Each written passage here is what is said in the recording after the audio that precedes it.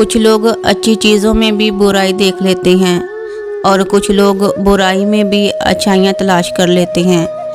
ये सब नज़रिए का खेल है और एक तरफा सोच है।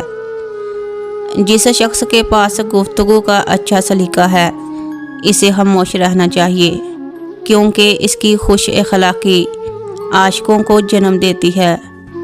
दिलों में उतरने के लिए सीढ़ियों की नहीं, अच्छे अखलाक की ज़रूरत होती है। गलती को गलती समझकर भी गलती की इस्लाह न करने वाला एक और बहुत बड़ी गलती कर रहा होता है। जब बहादुर की आंखों के सामने झूठ बोला जाता है तो बहादुर लोग मज़ाहमत करते हैं और बेईमान लोग हाँ में हाँ मिलाते हैं। बच्चों की तरबियत और तहफ़्फ़ुज़ के लिए सबसे अहम यह है कि इन्हें एतमाद और कुर्ब दें कि वो हर सही और गलत आपसे बिला झिझक शेयर कर सके। बीवी की वजह से माँ बाप के हकूक़ ना तोड़ो और माँ बाप की वजह से बीवी पर जुल्म ना करो। ज़्यादातर हम गलत लोगों को पसंद कर लेते हैं और जब अच्छे लोग मिलते हैं तो हम एतबार करना छोड़ चुके होते हैं। बाज़ लोगों की जब असलियत सामने आ जाए तो उनके जुदा होने का ज़रा दुख नहीं होता, बल्कि शुक्र का मौका मिलता है। अगर दूसरों के दिलों के अंदर खुशी आपको खुश करती है तो आप इंसान हैं। सिर्फ एक ही गलती की देर है, लोग भूल जाएंगे कि आप कितने शानदार इंसान थे। ना सवाल कर ना जवाब दे, मुझे छोड़ दे मेरे हाल पर, तुझे क्या मिलेगा तू ही बता, मुझे उलझनों में डालकर।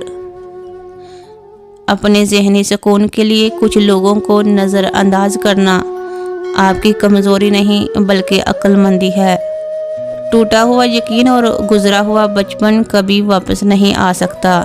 पहले लोगों को एहसास जोड़ता था, अब मफादात जोड़ते हैं।